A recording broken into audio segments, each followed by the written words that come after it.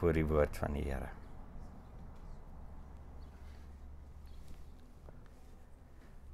Vader, ons vra dat U ons vanoggend sal lei om te verstaan hoe motiveer U ons tot disippelskap, Here. Deur U Seun, ons Here Jesus Christus. Dit is net sy Gees wat ons sal oortuig hiervan, Here. En dan vra ons vanoggend, wil U deur U Gees tot oortuiging spreek? In die genade en die liefde van ons Here Jesus Christus alleen. Amen. Hoe motiveer Jesus ons tot werklike wederkerige disippelskap in 'n gesonde Christen gemeenskap? Dat ons mekaar help. Ons het laas keer gepraat van die potjie, die Afrikaner se potjie wat so prit. Jy weet, Suid-Afrika is bekend vir hierdie ou driepoot potjie wat jy so op 'n Saterdag maak, né? Jy gebruik heel Saterdag om hom te maak. En dan eet jy hom in 10 minute, as hy gone. Maar ons het laas keer hierdie gemeente se potjie deksel so 'n bietjie opgelig. En met 'n aangename verrassing het ons gevind, hoe lyk dit as die pot reg gehanteer word? As disippelskap reg gehanteer word in die gemeente. Ons het verskeie tipes mense, of hulle jonk is en of hulle ouer in hulle geloof is, of hulle mans of vrouens is, en slawe is, verskeie vlakke van mense, is interaktief besig om mekaar te help, om sonde te oorkom, en in ons midde dit aan te spreek in liefde, en te groei in ons geloof, en mekaar te leer lief hê, en Christus te leer lief hê, soos hy ons lief het. En daai was 'n baie belangrike tema gewees. Want almal het hier toegang tot en verantwoordelikheid hiervoor in die gemeente. Daar is niemand wat uitgesluit is uit hierdie proses uit nie. Ons is almal verantwoordelik daarvoor en ons het almal toegang daartoe.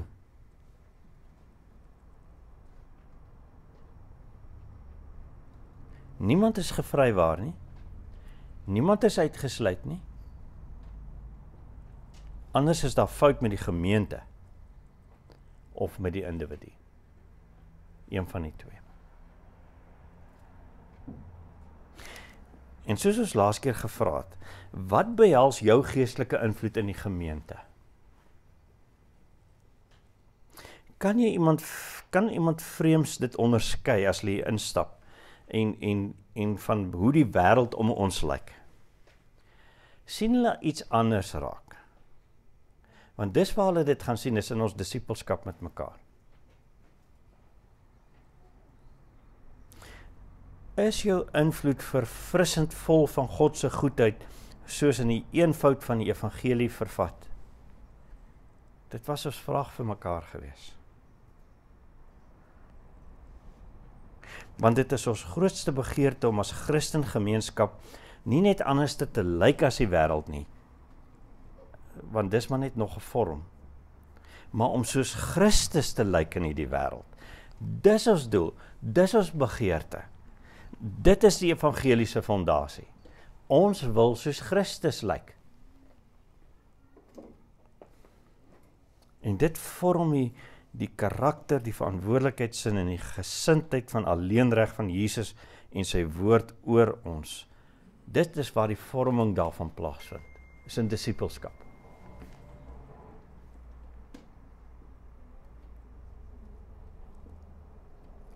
Nou begin dit, hoe motiveer Jesus ons hiermee?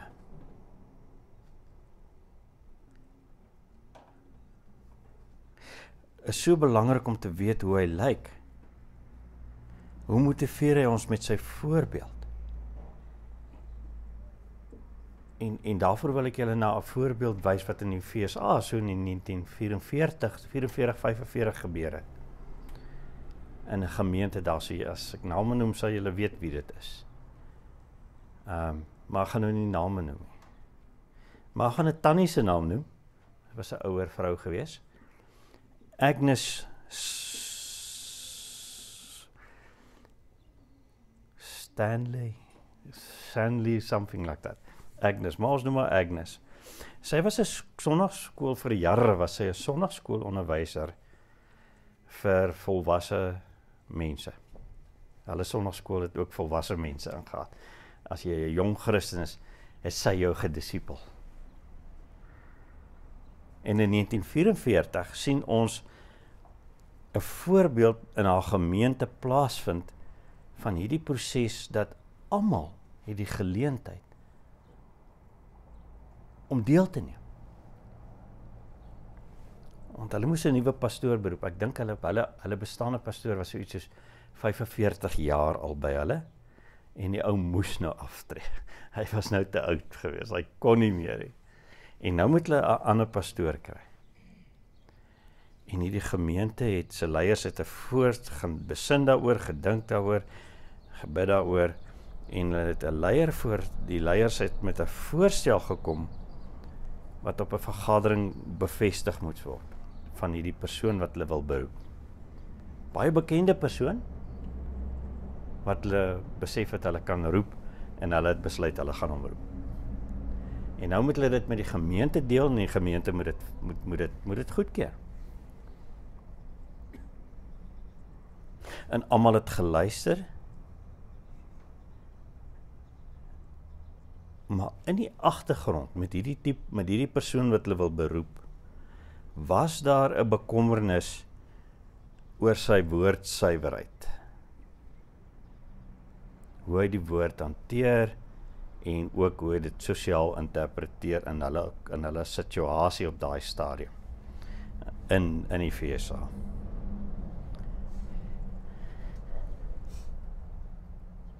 En Agnes was die enigste een in die gemeente wat opgestaan het in daai vergadering en met liefde die saak aangespreek het. Hier's 'n probleem, sê sy.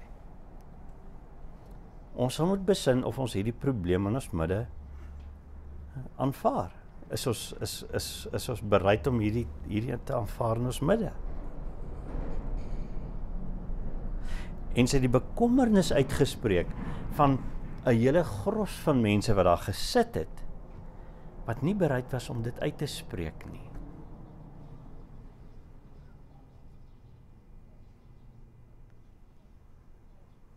En so die gemeente besef, hulle sal nog 'n keer moet dink.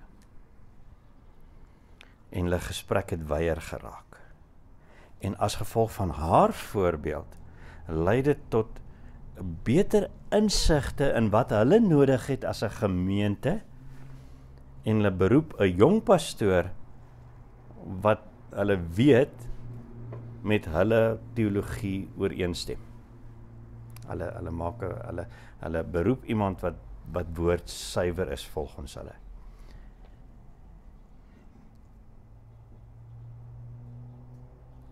En 'n mens kan vra, wat was dit nou die regte ding om nou die slide te krap en daar opsig op die vergadering? Dit sal ek vir julle aan die einde 'n bietjie meer van verduidelik. Maar dit is vir ons so belangrik om Christus se beeld te wys. En ons vra die vraag vanoggend, hoe motiveer hy ons met sy voorbeeld? Want Paulus het nou vir Timoteus gewys hoe lyk die gemeente, maar wat is die engine wat hierdie gemeente dryf in daai opsig? Die disippelskap in die gemeente. Wat maak dit werk? Kom ons lees Titus 2 vers 11 tot 15.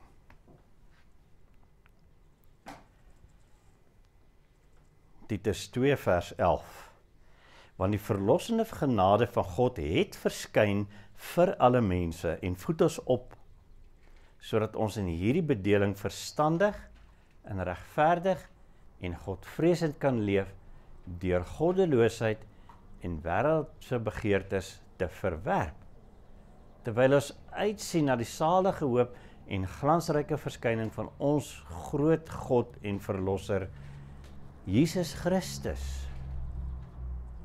Hy wat homself ter wille van ons gegee het, om ons los te koop van alle wetteloosheid en vir hom 'n eie volk as eiendom te reinig, wat ywerig is om goed te doen. Praat hierdie sake met volle gesag, bemoedig en wys tereg. Moenie dat iemand op jou neersien nie. Nou daai laaste versie. Praat van oor hierdie sake met volle gesag, bemoedig en wys tereg. En moenie dat iemand op jou neersien nie.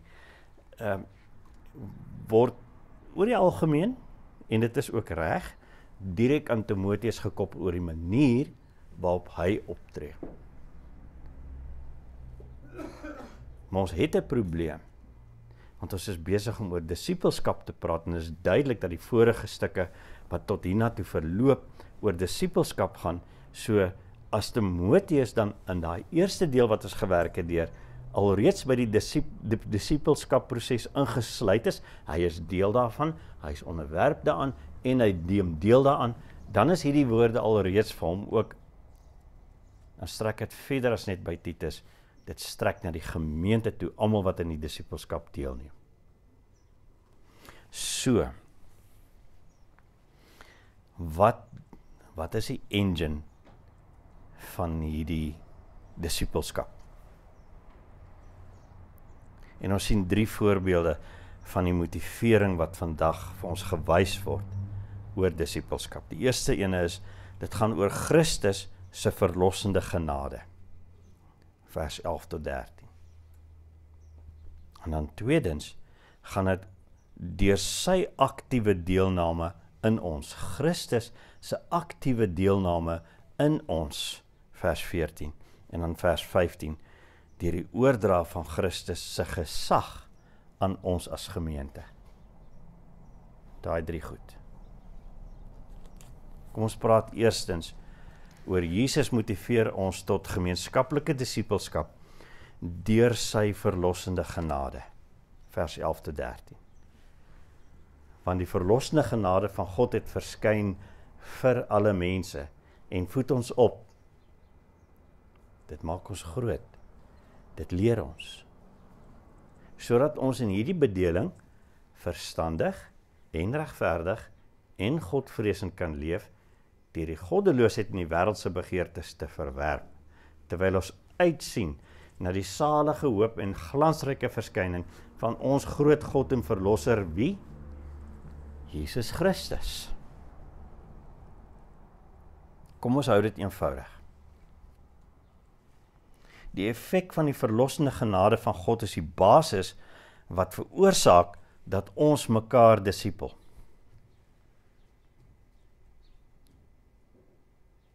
Dis die verlossende genade van God wat dit veroorsaak. Dis nie ons vermoëns nie.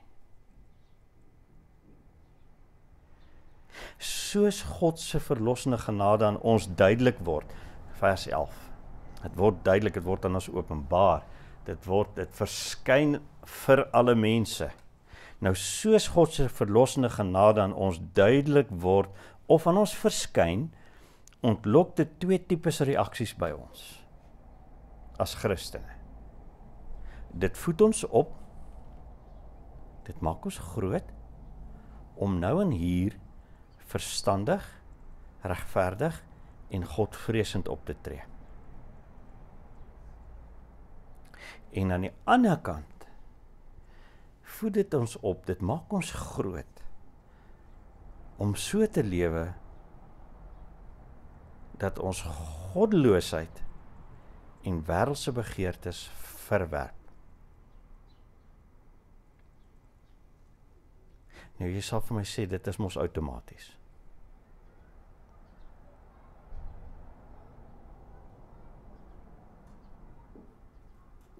Maar dit is nie noodwendig so outomaties soos wat ons dink nie. Want ons was sondaars. En ons moet stap vir stap ontwikkel in die twee beginsels wat ons hier gehoor het. Hoe ons lewe en wat ons verwerp. Ons moet mekaar daarmee help. En dit gebeur terwyl ons uitsien daarna om Jesus as ons verlosser en God se volgende verskyning te ervaar, wanneer ons hom weer gaan sien. Ons ervaring daarvan is nou salige hoop op sy glansryke verskyning. Ons ervaring van disippelskap is veronderstel om te wees 'n salige hoop, sodat ek groei tot en met die dag wanneer hy verskyn.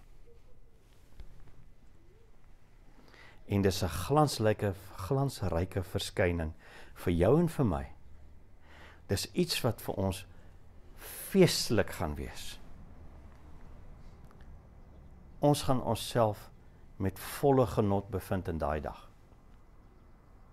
So ons kyk uit vorentoe daarna, terwyl ons hierdie doen. Maar wag 'n bietjie. In vers 11 vind ons God se verlossende genade. En daai verlossende genade is ons verlosser Jesus Christus van vers 13. En daarom is alles in vers 12, al die positiewe en negatiewe opvoeding as gevolg van Jesus, wat God se verlossende genade moontlik maak en wat ons eerste en hoogste mate van gelukkige versekering is. Want in Jesus is hoop vir jou sekerheid, nie net 'n miskien nie. Vers 13 is nie net 'n miskien nie. Dit is die waarheid.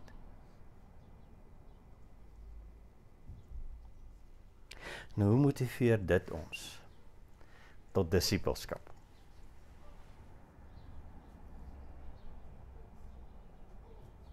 In die eerste plek, kom ons laat die effek van genade en verlossing sy gang gaan in ons gesprekke. Wanneer ons met mekaar praat ons oor die genade en die verlossing van Christus. Of dink ons soveel as moontlik is wat ons kan in die wêreld en waarmee ons sukkel.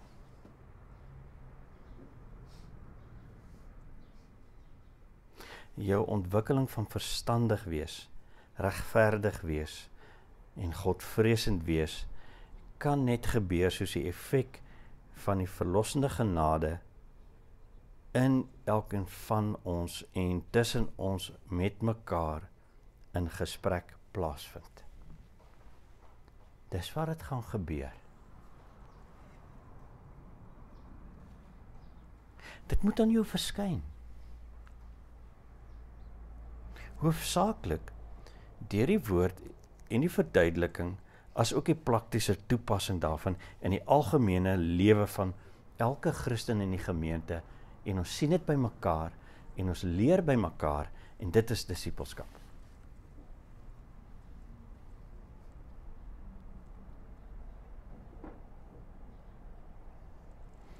Hoe lyk dit as iemand jou nader op hierdie manier?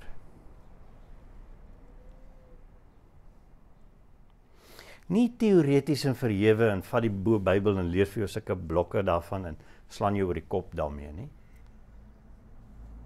Maar met nederige, praktiese toepassing en ervaring daarvan, sodat jy kan groei en jy dit kan geniet.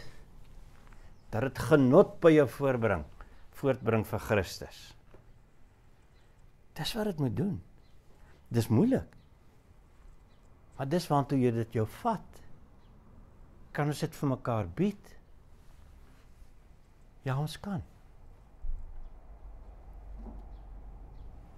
sien jy kans daarvoor om dit te ontvang.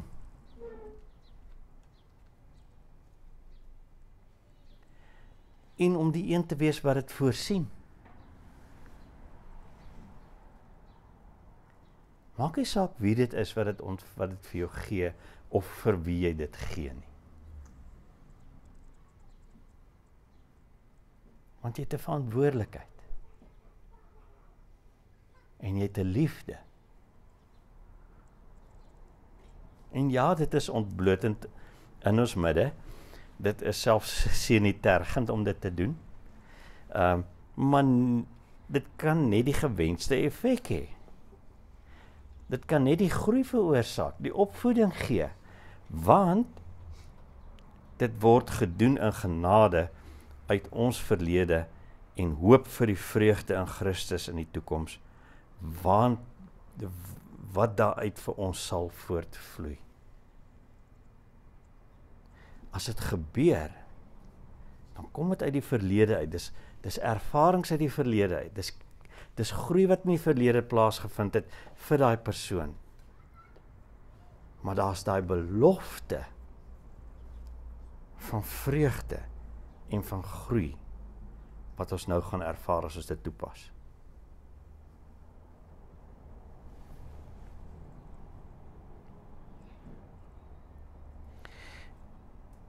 En dit is juis so, omdat dit nie van ons afhang nie, maar primêr van Christus. Christus is die primêre deelnemer in hierdie proses van disippelskap, as dit plaasvind, as ons dit toelaat, nie ons nie. En dit bring ons by ons tweede punt. Ware disippelskap gebeur juis dan deur Jesus se aktiewe deelname daaraan vir ons en in ons. Vers 14. Hy wat homself ter wille van ons gegee het, om ons los te koop van alle wetteloosheid en vir my eie volk as eiendom te reinig, wat ywerig is om goed te doen. Hoor julle die koneksie? Jesus het homself ten volle gegee, sodat ons kan verander. En dat ons begeerte om te verander, geaktiveer word. Maar nie net na enigiets anders nie.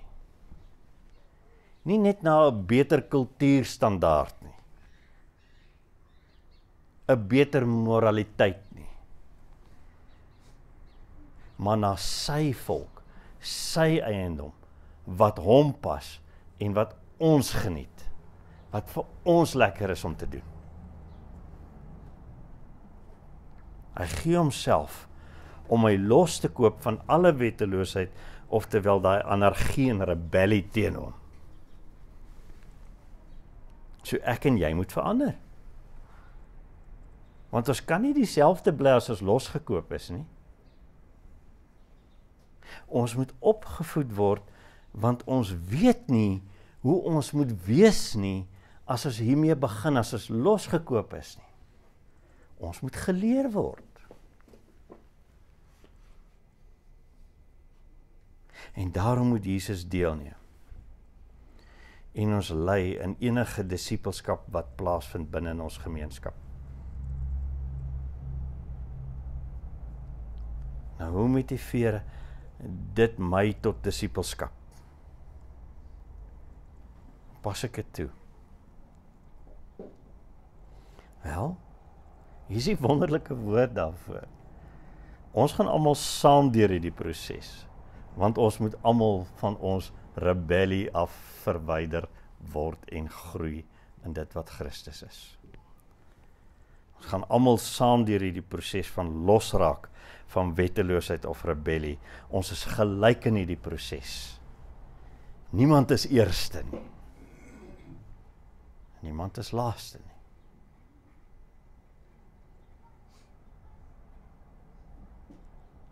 Party het al gevorder, dit is so. En ons is baie bly daaroor. Maar elkeen het uniek gerebelleer en daarom het hulp nodig, het ons hulp van mekaar nodig om te groei daaruit. En er word ons op maniere losgemaak deur wat Jesus vir ons gee, Christus vir ons gee, wat dan weer aan ander bemoedig en waarmee ons hulle kan help, want hulle is nog nie daar nie. Daar gaan areas in jou lewe wees waar jy hulp nodig het, en as areas in jou lewe waar jy hulp kan aanbied vir ander. Want Christus het jou gegroei. Het hy dit verniet gedoen? Nee. En daarom deel ons dit met mekaar. Die punt is, deur sy gees is Jesus altyd betrokke by ons disippelskap. Die oomblik as dit begin. So as jy my help met my breek van my wetteloosheid, is jy ywerig besig om goed te doen. Einde van vers 14. Die wat ywerig besig is om goed te doen. Dan is jy ywerig besig om goed te doen. En dieselfde geld vir my as ek jou toelaat om in te tree om my na die reinigingswerk van Christus te verwys. Want dis disippelskap. Is om iemand te vat, sy rebellie te wys, of sy wetteloosheid te wys, en om nie daaroor op die kop te klap nie, maar om na Christus toe te vat. Na Christus toe te wys. Want Christus het jou gehelp om dit te oorkom.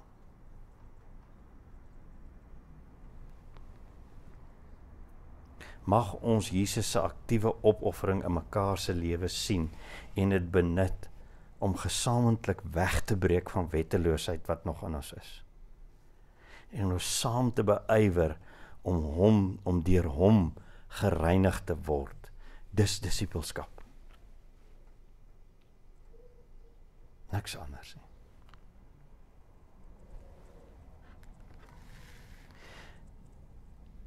En as dit die geval is, dan is ware disippelskap, vind dit net plaas deur die oordra van Jesus se gesag aan ons individueel en as 'n gemeente. Vers 15. Praat oor hierdie sake met volle gesag. Bemoedig. Wys tereg. Moenie dat iemand op jou neersien nie. Al die aspekte is nou hier betrokke. Bemoedig jy? Wys jy tereg? Of laat jy dit toe dat mense op jou neersien? Want jy het die gesag van Christus gekry.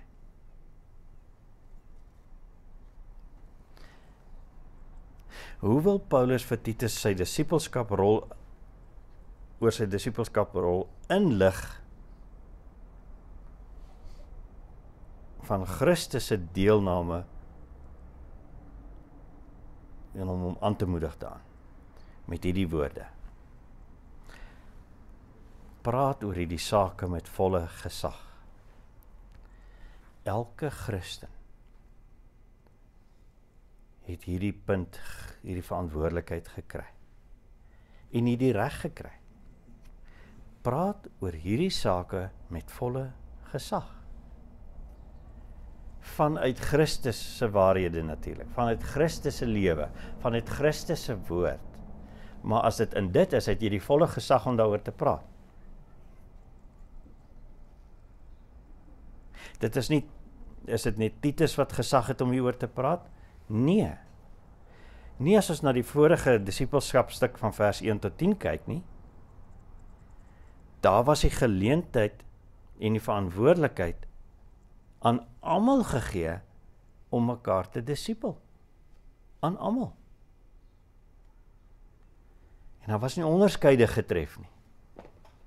Ware disippelskap kan dus net plaasvind as ons in die gesag van Jesus mekaar bemoedig en teregwys. Maar ware disippelskap mag net plaasvind in die gesag van Jesus se genade vers 11, van sy hoop, vers 13, en van sy selfopoffering, van vers 14. Dis die enigste plek waar dit mag plaasvind. Ons kan dit nie op 'n ander plek toepas as in Christus nie. Want dan pleeg ons sonde.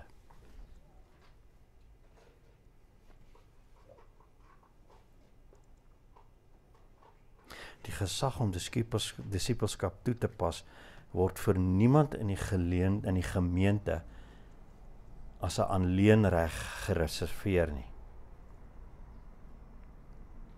En niemand mag op 'n ander een neersien in die proses van om hulp in Jesus aan te bied of om hulp in Jesus te ontvang nie. Jy mag nie daarop neerkyk as iemand na jou toe kom en jou wil help om te groei in Christus nie.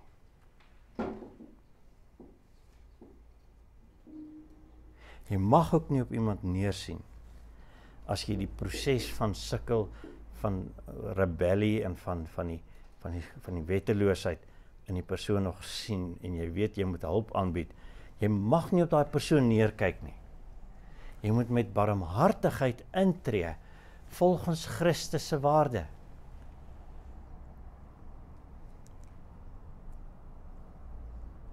Selfs 'n kerkleier soos Titus of die ouderlinge of ek vind net gesag in die woorde en in die werk van Jesus, niks anders nie. Daar is geen gesag vir my beskore nie as Christus se werk en Christus se woorde nie. Ek het geen reg tot gesag oor die gemeente in enigiets anders in die gemeente as in Christus nie. Disippelskap is 'n gemeenskaplike proses. Dit is 'n gemeenskapsproses waar almal toegang het en waaronder almal verantwoordelik gehou word in Jesus Christus. En nou dink ons aan die tannie wat in die kerk opgestaan het. En dit toegepas het soos wat ons dit nou verduidelik. En die kerk het gevorder in hulle verstaan. Hulle het gegroei. Hulle is opgevoed in Christus in daai proses. En wat het gebeur? Daai gemeente het oor die volgende 5 jaar het hulle 800 nuwe gedoopte lidmate gekry wat onder hulle tot bekering gekom het. 800.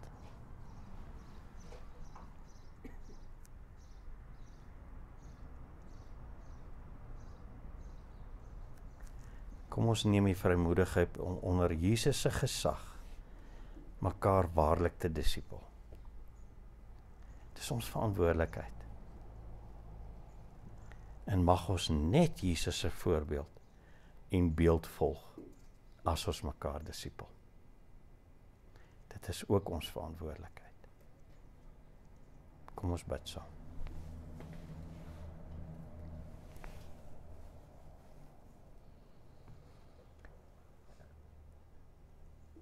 Vader, ons is so dankbaar vir die wonderlike gesag en die effek van Jesus Christus in ons lewens. Sal U ons help, Here, om dit in mekaar op te wek en aan te wakker en die groei daarvan aan te help, Here, sonder dat ons mekaar veroordeel, sonder dat ons na mekaar kyk en die vinger wys, maar dat ons na Christus sal kyk en Christus sal sien en onsself daarvoor beywer in almal in ons midde. Mag nie een van ons terugstaan, Here, bemoedig elkeen van ons hierin, sodat U verheerlik sal word en u beeld duidelik sal wees in ons midde, in hierdie Afrikaans sprekende gemeenskap van Windhoek. In die naam van Jesus Christus alleen. Amen.